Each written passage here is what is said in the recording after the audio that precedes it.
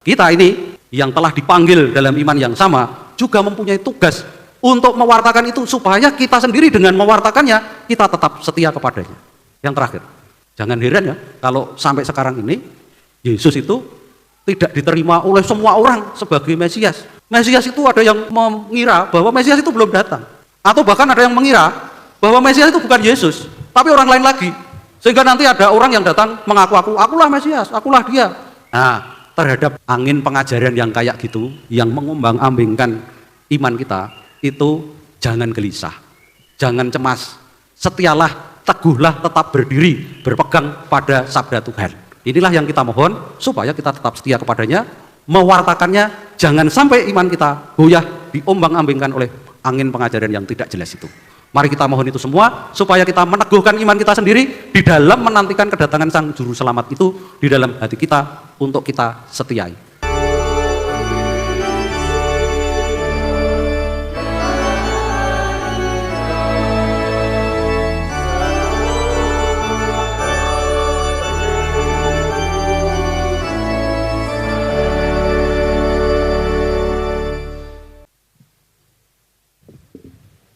Dalam nama Bapa dan Putera dan Roh Kudus. Rahmat Tuhan kita Yesus Kristus, cinta kasih Allah dan persekutuan Roh Kudus bersamamu.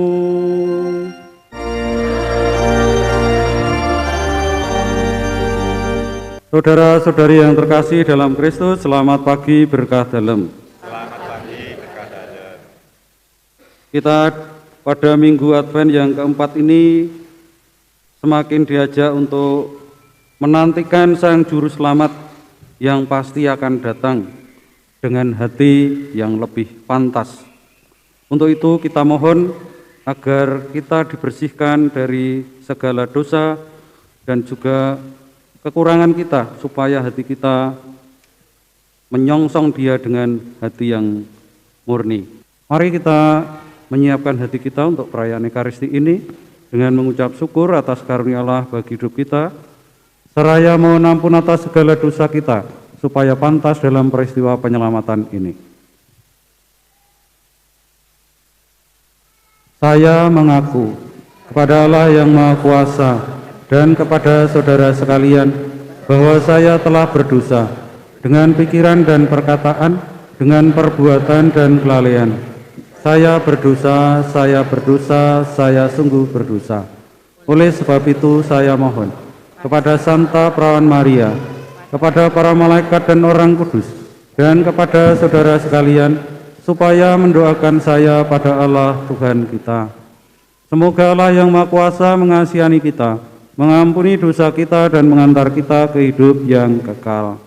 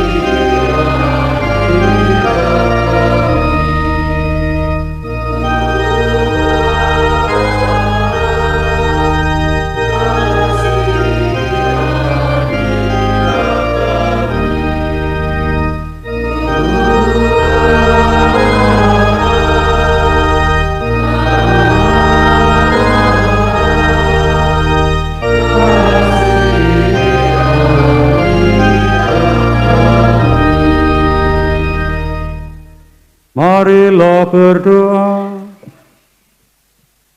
Ya Allah, kami mengetahui dari kabar malaikat bahwa Yesus Kristus Putramu menjadi manusia.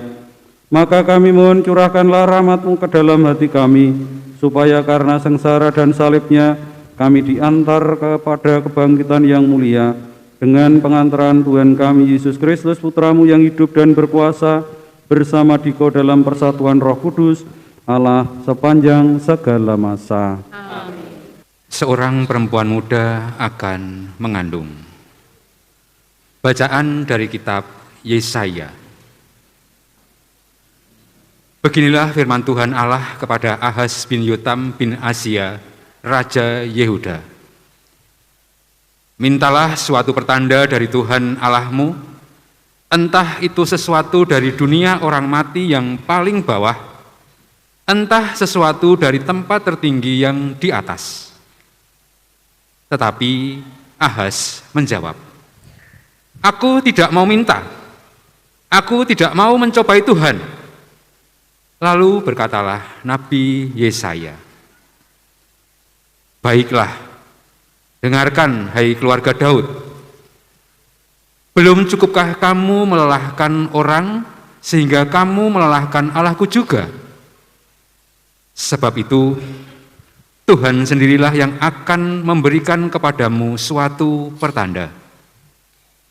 Sesungguhnya seorang perempuan muda akan mengandung dan akan melahirkan seorang anak laki-laki, dan ia akan menamai dia Immanuel."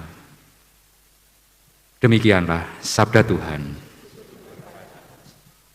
Tuhan akan datang, Dialah Raja kemuliaan.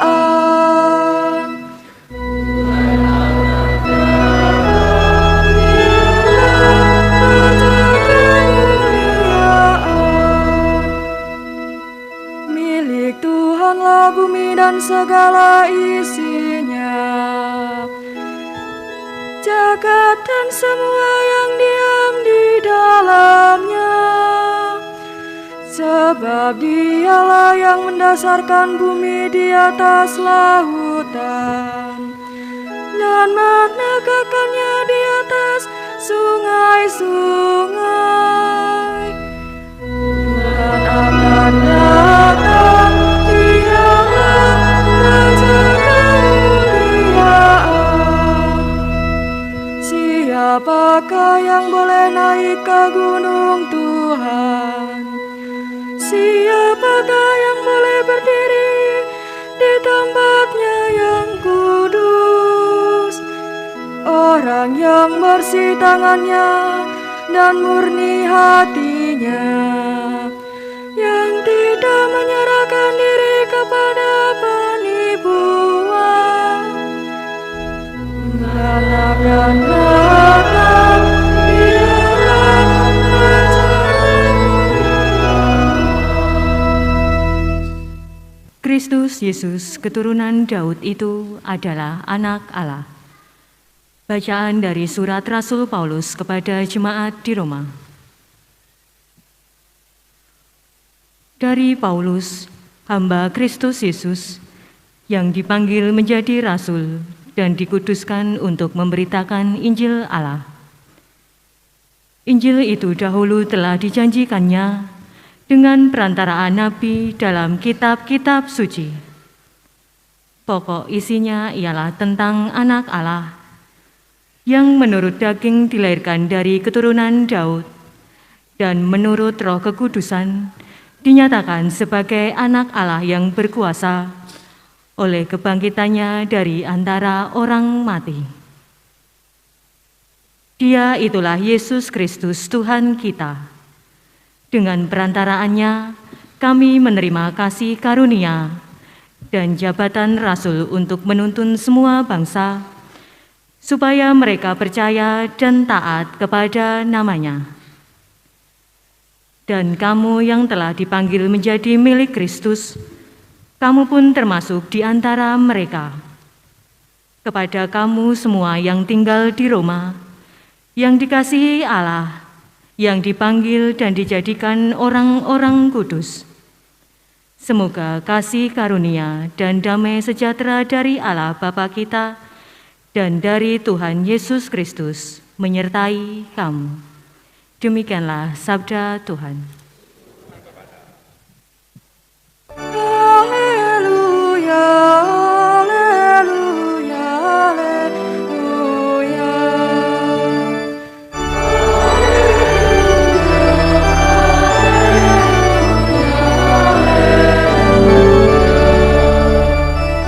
Anak penjara itu akan mengandung dan melahirkan seorang anak laki-laki.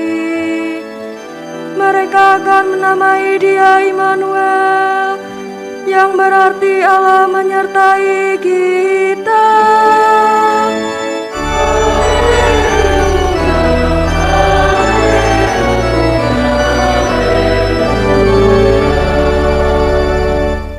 Tuhan bersamamu.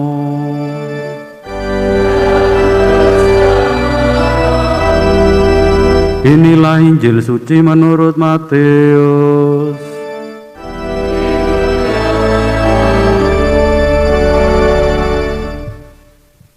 Kelahiran Yesus Kristus adalah sebagai berikut. Pada waktu Maria ibu Yesus bertunangan dengan Yusuf, ternyata Maria mengandung dari Roh Kudus sebelum mereka hidup sebagai suami istri.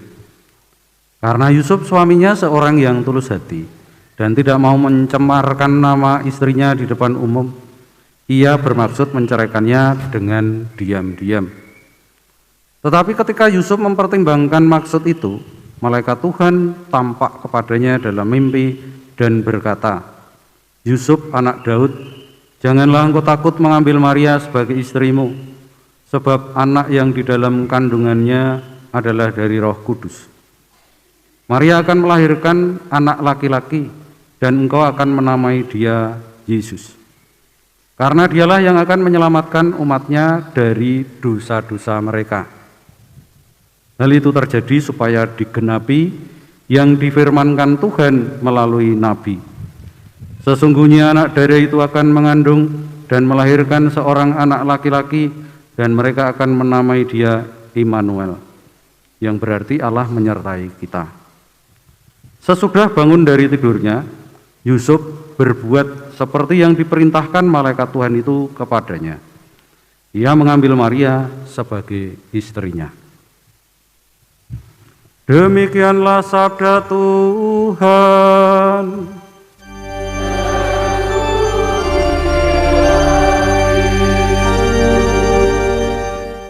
Saudara-saudari yang terkasih dalam Kristus, penantian kita dalam menyambut Sang Juru Selamat Yesus Kristus itu digambarkan degup hati dan jantungnya seperti Yusuf yang digambarkan dalam kisah Injil yang dikutip dari Injil Matius tadi yang baru saja kita dengar. Bagaimana itu? Yusuf itu juga sudah jelas akan memperistri Maria, tetapi Maria mengandung, tidak tahu. Dia mengalami guncangan. Dan karena dia tulus hati, pria yang baik, hatinya itu begitu tulus, tidak mau mencemarkan Maria di depan umum, dalam kegelisahan dan guncangan, itu punya maksud dan sedang dalam pertimbangan, itu ingin meninggalkan Maria diam-diam.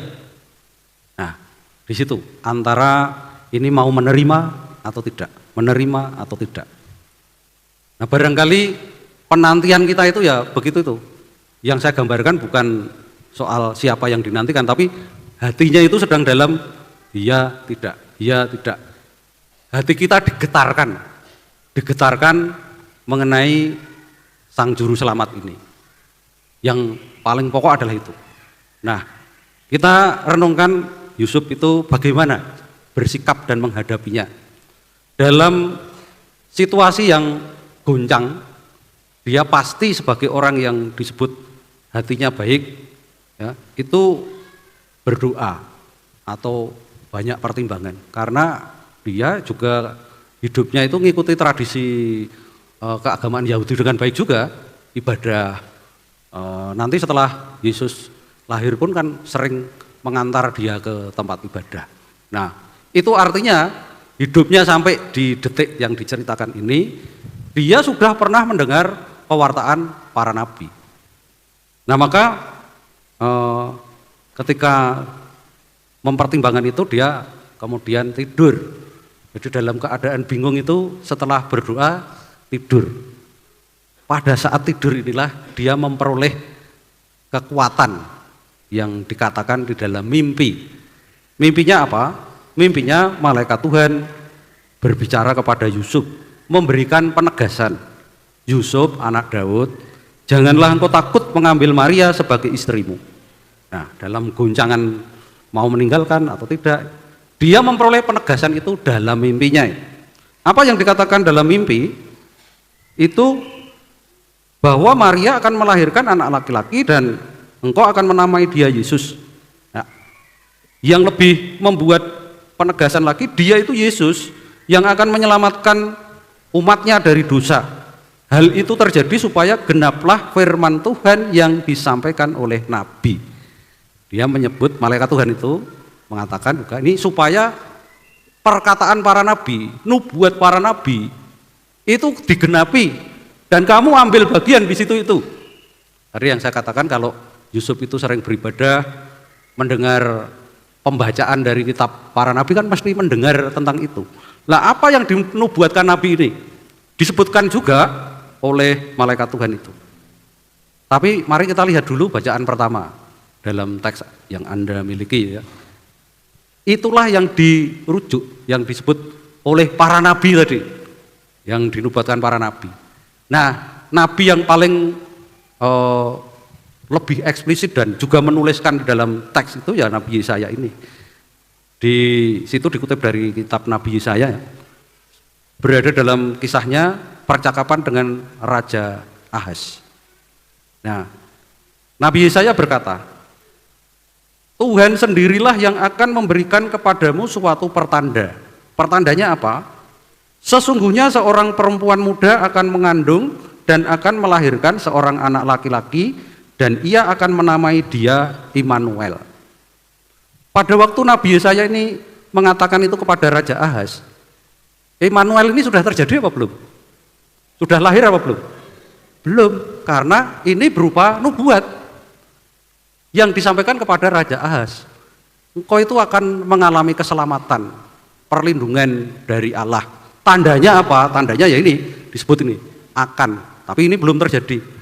Nah, kapan itu terjadi? Ternyata itu masih lama sekali. Kalau kita lihat silsilah Yesus ya, Raja Ahaz itu tempatnya di mana pada waktu hari Sabtu kemarin dibacakan. Tapi saya juga nge-share di grup WA teman GMA itu ada silsilah. Itu menolong kita untuk membantu melihat Raja Ahaz itu di mana. Ternyata dari Raja Ahaz sampai Yesus itu masih 14 lebih keturunan ya. Jadi kan masih lama sekali. Maka dari Raja Ahaz sampai Yesus itu juga ada nabi-nabi yang menubuatkan hal yang sama. Ada yang disebut nabi besar, ada yang disebut nabi kecil. Tapi nabi itu intinya mewartakan bahwa akan datangnya Mesias yang menyelamatkan manusia, membebaskan orang dari dosa. Tapi Mesias itu siapa? Itu belum disebut lah. Nabi Yesaya itu menyebut nanti namanya Immanuel, artinya Tuhan beserta kita. Nah, dalam mimpi, mari kita kembali lagi ke Injil ya. Dalam mimpinya Yusuf, itu malaikat Tuhan menyebut teks tadi, mengutip teks tadi. Sehingga ini kan Yusuf ketika mimpi mendengar malaikat Tuhan, sesungguhnya anak dara itu akan mengandung dan melahirkan seorang anak laki-laki dan mereka akan menamai dia Immanuel. Itu kan yang disebut dalam teks Nabi Yesaya tadi. Maka Yusuf ini yang sudah mendengar nubuat para nabi mendapat jawaban itu, wah dia pasti semakin tergetar hatinya. Ini saya ikut serta dalam nubuat itu. Maka apa yang terjadi kemudian?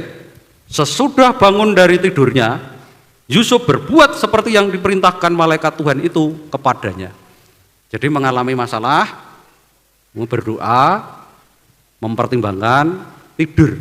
Setelah tidur, bermimpi. Dalam mimpi itu mendapat keputusan penting, lalu bangun tidur melaksanakan perintah Tuhan. Nah, itu bisa kita pakai untuk cara kita menghadapi persoalan ya. Jadi kalau Anda punya persoalan hidup, bimbang, gelisah, itu apa yang dilakukan? Harusnya tidur. berdoa dulu. Berdoa dulu baru tidur. Jadi urutannya punya persoalan, gelisah tuh nih, nggak menemukan nih, minta pertolongan Tuhan, berdoa. Setelah berdoa tidur. Nah, dalam tidur itulah nanti akan mendapat jawaban. Anda tidur atau enggak kalau punya masalah? Nah ini sebelum tidur ini yang penting nih. Kalau tidur saja malah gelisah nggak bisa tidur. Bangun tidur mendapat ya wisik, mendapat penampakan atau kata-kata bijak dari Tuhan. Ini pasti tidurnya Yusuf ini berkualitas. Ya, ora klisian, ora glubak-glubuk. Ya, karena berdoa dulu. Ini menurut Pak Dalang, tidurnya ini pasti tidur yang mendalam. Ya, ada 3 kualitas mimpi ya. 1, mimpinya itu namanya titiyoni. 2, gondoyoni. 3, puspotajem. Itu katanya Pak Dalang ya. Tapi saya ya, no benernya juga gitu. Karena mau menggambarkan orang bermimpi itu ya jenisnya itu. Kalau mimpi antara jam 8 sampai jam 12 itu ya omong kekeselen terus ngelindur. Nah seperti itu. Dia mimpinya itu mimpi ada yang sedang direncanakan nggak tercapai terus geragapan karena tertidur. Mimpi antara jam 12 sampai jam 2 gitu ya. Itu sering ngelindur, wong tindian di situ kecapean, sok-sok ditindih orang besar. Nah itu harus di jempol kakinya dipencet tuh. Nanti bangun. Nah tidurnya ini jam 3 sampai jam 4 barangkali. Mungkin gitu. Itu tidur yang sedang nyenyak-nyenyaknya. Dan kalau mimpi ya memang teringat ada mimpi yang diingat-ingat. Nah, kita tidak membahas soal mimpi ya, aku ora ahli mimpi kok. Ndane wong teko do golek ramalan cilaka.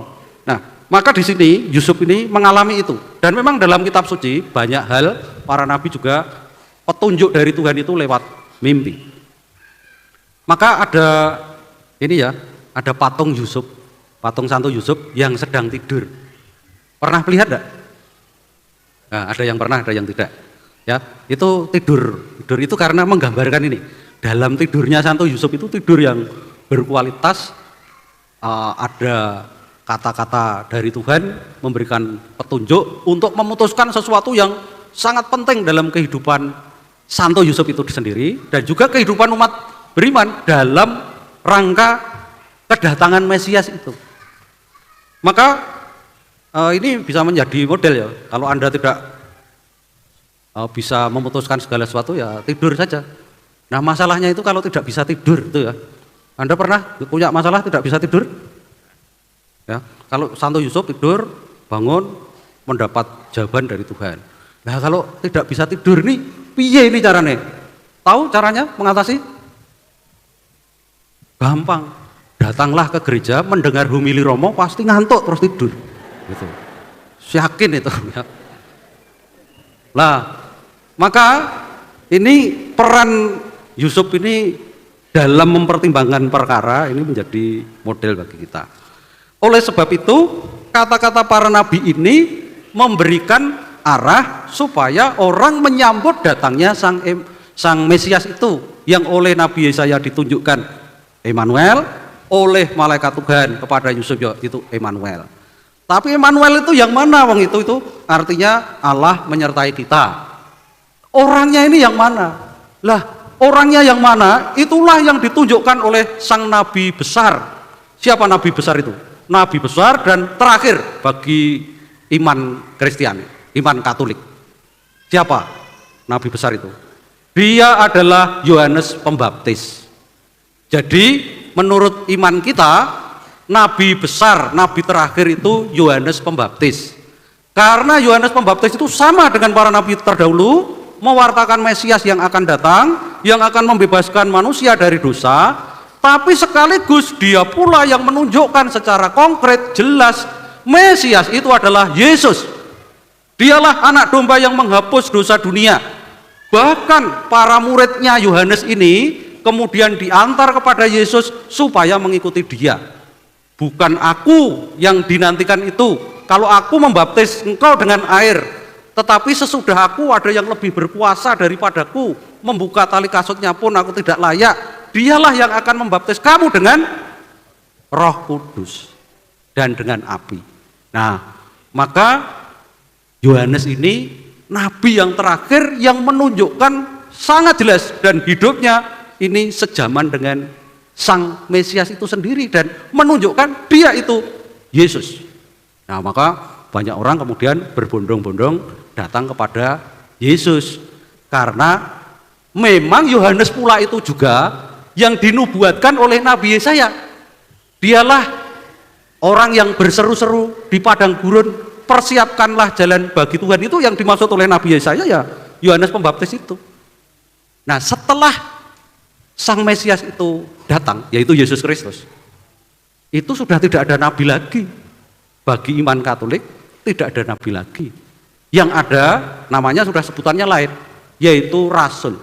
Nah, sekarang rasul itu apa? Mari kita lihat bacaan yang kedua. Anda membuka bacaan yang kedua, surat kepada jemaat di Roma, ditulis oleh Rasul Paulus.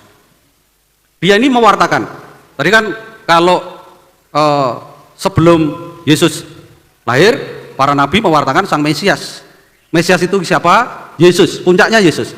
Setelah Yesus lahir, Yesus itu juga tetap harus diwartakan, sebab belum atau tidak semua orang menerima Yesus itu Mesias. Nah, maka setelah Mesias yang adalah Yesus itu hadir, kemudian ada orang-orang yang mewartakan kita harus taat kepada Yesus yang adalah Mesias itu. Maka Santo Paulus ini termasuk rasul, dan rasul yang lain itu juga mewartakan yang sama. Begini, dia juga mengatakan Injil itu dahulu telah dijanjikannya dengan perantaraan para nabi. Injil itu siapa berarti? Yesus Kristus itu. Dulu sudah dijanjikan lewat para nabi yang mewartakan. Dalam kitab suci, tadi yang antara lain sudah saya sebut di Nabi Yesaya. Isinya ialah tentang anak Allah. Anak Allah itu yang menurut daging dilahirkan dari keturunan Daud. Sama. Nabi Yesaya yang menyebut keturunan Daud, ya keturunan Daud, Yusuf itu ya keturunan Daud. Nah, dia itulah Yesus Kristus Tuhan kita. Terus Santo Paulus mengatakan begini, dengan perantaraannya kami menerima kasih karunia dan jabatan rasul. Nah, rasul itu apa? Rasul itu untuk menuntun semua bangsa supaya mereka percaya dan taat kepada namanya. Namanya itu siapa? Yesus Kristus itu. Jadi supaya meyakinkan banyak orang, mewartakannya bahwa yang disebut Mesias dalam kitab para nabi itu adalah Yesus Kristus itu, dan itulah yang membawa kita semua kepada keselamatan. Lalu ditambahkan begini, dan kamu, untuk kita ini bukan hanya rasul itu, dan kamu yang telah dipanggil menjadi milik Kristus, kamu pun termasuk di antara mereka. Termasuk di antara mereka ini orang-orang yang telah dibawa kepada Tuhan Yesus supaya kita tetap setia kepadanya, sehingga oleh Yesus Kristus itu kita dibawa kepada kemuliaannya sampai kepada kerajaan Allah. Karena Yesus sendiri itu bersabda kepada para rasulnya, memberi pesan, menegaskan, akulah jalan, kebenaran, dan hidup. Tidak ada seorang pun yang dapat datang kepada Bapa kalau tidak melalui aku. Jadi apa yang membuat kita sampai kepada Bapa? Yaitu taat kepada Yesus yang adalah Mesias itu. Maka kita ini yang telah dipanggil dalam iman yang sama juga mempunyai tugas untuk mewartakan itu, supaya kita sendiri dengan mewartakannya kita tetap setia kepadanya. Yang terakhir, jangan heran ya kalau sampai sekarang ini Yesus itu tidak diterima oleh semua orang sebagai Mesias. Mesias itu ada yang mengira bahwa Mesias itu belum datang, atau bahkan ada yang mengira bahwa Mesias itu bukan Yesus tapi orang lain lagi, sehingga nanti ada orang yang datang mengaku akulah Mesias, akulah dia. Nah, terhadap angin pengajaran yang kayak gitu, yang mengombang-ambingkan iman kita, itu jangan gelisah, jangan cemas, setialah, teguhlah, tetap berdiri, berpegang pada sabda Tuhan. Nah, inilah yang kita mohon supaya kita tetap setia kepadanya, mewartakannya, jangan sampai iman kita goyah, diombang-ambingkan oleh angin pengajaran yang tidak jelas itu. Mari kita mohon itu semua supaya kita meneguhkan iman kita sendiri di dalam menantikan kedatangan Sang Juru Selamat itu di dalam hati kita untuk kita setiai. Tuhan dimuliakan di dalam hidup kita sekarang dan selama-lamanya. Amin. Marilah kita berdiri, kita perbarui iman kita dengan mengucapkan syahadat yang singkat. Aku percaya akan Allah dan akan Yesus Kristus, Putranya yang tunggal Tuhan kita, yang dikandung dari Roh Kudus, dilahirkan oleh peran Maria, yang menderita sengsara dalam pemerintahan Pontius Pilatus, disalibkan, wafat dan dimakamkan, yang turun ke tempat penantian, pada hari ketiga bangkit dari antara orang mati, yang naik ke surga, duduk sebelah kanan Allah Bapa yang Maha Kuasa, dari situ Ia akan datang mengadili orang yang hidup dan yang mati. Aku percayakan Roh Kudus, Gereja Katolik yang kudus, persekutuan para kudus, pengampunan dosa, kebangkitan badan, kehidupan kekal. Amin. Cinta kasih Allah Bapa sungguh amat agung. Marilah kita ungkapkan doa-doa kita sebagai wujud syukur dan iman kita akan kasih sayang-Nya. Allah Bapa yang Maha Kasih, teguhkanlah dan perbaharuilah gereja-Mu dalam mewartakan kasih-Mu bagi keselamatan dunia berkat perayaan penjelmaan Putra-Mu. Kami mohon. Allah Bapa yang Maha Baik, tuntunlah masyarakat kami dalam menanggapi sabda-Mu, sehingga kami semakin mengakui misteri cinta kasih-Mu dalam diri Yesus Kristus Putra-Mu. Kami mohon.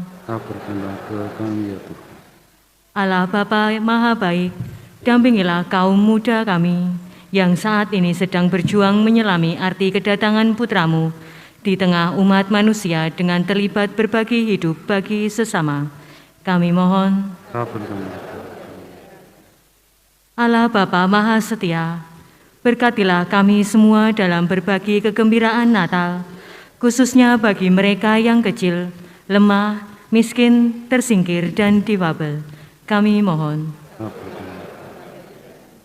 Marilah kita hening sejenak untuk menyampaikan permohonan kita masing-masing. Kami mohon. Kabulkanlah doa kami ya Tuhan.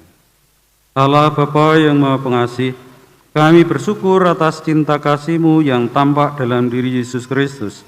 Semoga perayaan kelahiran Yesus Kristus Putra-Mu memperbarui dan mengobarkan cinta kasih kami, sehingga kami semakin sehati dan sejiwa dengan Yesus Sang Juru Selamat kami, kini dan sepanjang masa. Amin.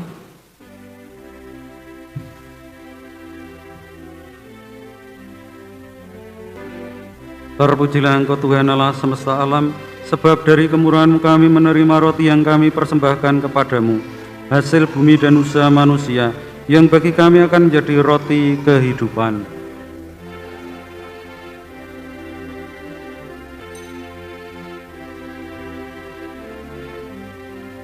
Terpujilah Engkau Tuhan Allah semesta alam, sebab dari kemurahan-Mu kami menerima anggur yang kami persembahkan kepadamu, hasil pokok anggur dan usaha manusia, yang bagi kami akan menjadi minuman rohani.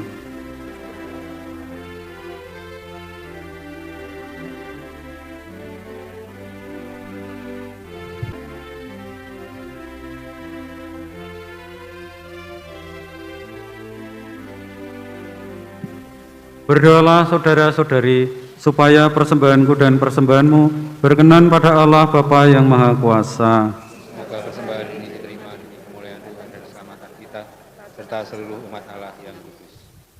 Ya Tuhan, Roh-Mu telah memberkati rahim perawan Maria dengan kuasa-Mu. Semoga Roh-Mu itu menguduskan persembahan yang kami letakkan di atas altar ini dengan pengantaran Kristus Tuhan kami. Amin.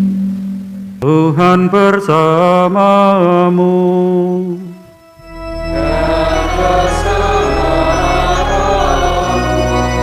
Marilah mengarahkan hati kepada Tuhan.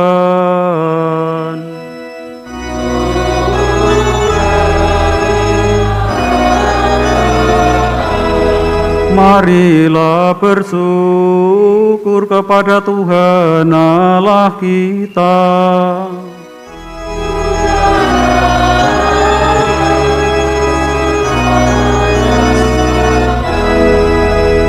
Sungguh pantas dan benar, layak dan menyelamatkan, bahwa kami selalu dan dimanapun bersyukur kepadamu Tuhan, Bapa yang kudus, Allah yang Maha Kuasa dan kekal, dengan pengantaran Kristus Tuhan kami. Dialah yang dinubuatkan dalam pewartaan para nabi, dan dikandung Bunda Perawan dengan kasih sayang yang mengagumkan. Dialah yang kedatangannya diwartakan dan kehadirannya dimaklumkan oleh Yohanes. Dialah yang menyanggupkan kami menyongsong misteri kelahirannya dengan sukacita, agar kami nanti didapatinya sedang berjaga sambil berdoa dan bersorak-sorai memuji Dia. Sebab itu bersama para malaikat dan malaikat agung, bersama singgasana dan kekuasaan, serta bersama seluruh laskar surgawi, kami melakukan madah kemuliaan bagimu dengan tak henti-hentinya berseru.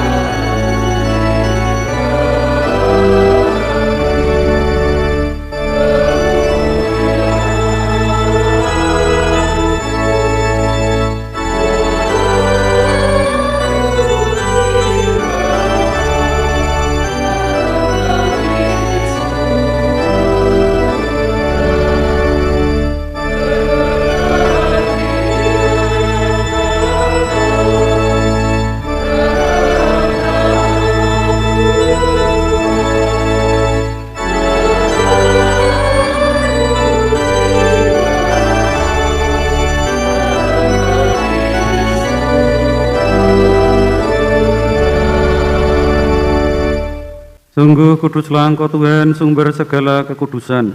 Maka kami mohon, kuduskanlah persembahan ini dengan pencurahan Roh-Mu, agar bagi kami menjadi tubuh dan darah Tuhan kami, Yesus Kristus. Ketika Dia diserahkan untuk menanggung sengsara dengan rela, Dia mengambil roti, dan sambil mengucap syukur, Dia memecah-mecahkan, lalu memberikannya kepada murid-muridnya seraya berkata, "Terimalah dan makanlah kamu semua. Inilah tubuhku yang diserahkan bagimu."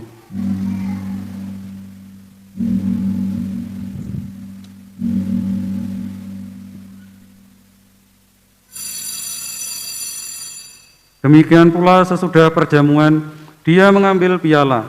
Sekali lagi Dia mengucap syukur kepadamu, memberikannya kepada murid-muridnya seraya berkata, "Terimalah dan minumlah kamu semua. Inilah piala darahku, darah perjanjian baru dan kekal, yang ditumpahkan bagimu dan bagi semua orang demi pengampunan dosa. Lakukanlah ini sebagai kenangan akan daku."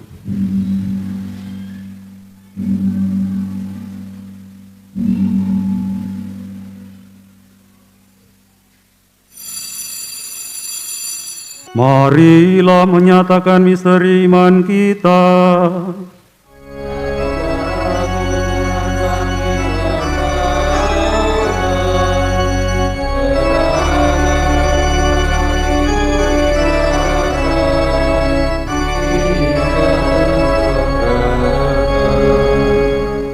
Inilah anak domba Allah, inilah Dia yang menghapus dosa dunia.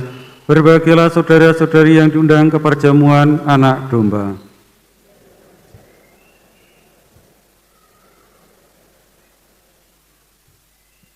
Tubuh Kristus.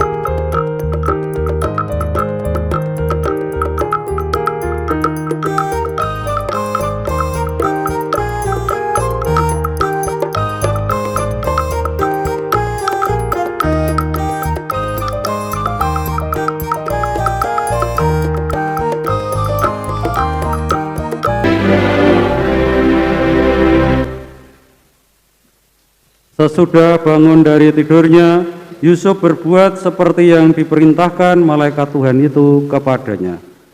Marilah berdoa. Allah yang Maha Kuasa, kami telah menerima jaminan penebusan abadi. Semoga dengan semakin dekatnya hari keselamatan, kami semakin giat menyiapkan diri agar pantas merayakan misteri kelahiran putramu yang hidup dan berkuasa sepanjang segala masa. Tuhan bersamamu.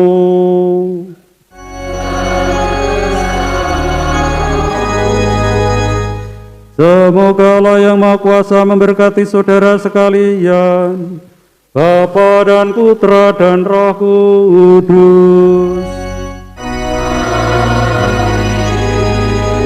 Saudara-saudari, pergilah misa sudah selesai.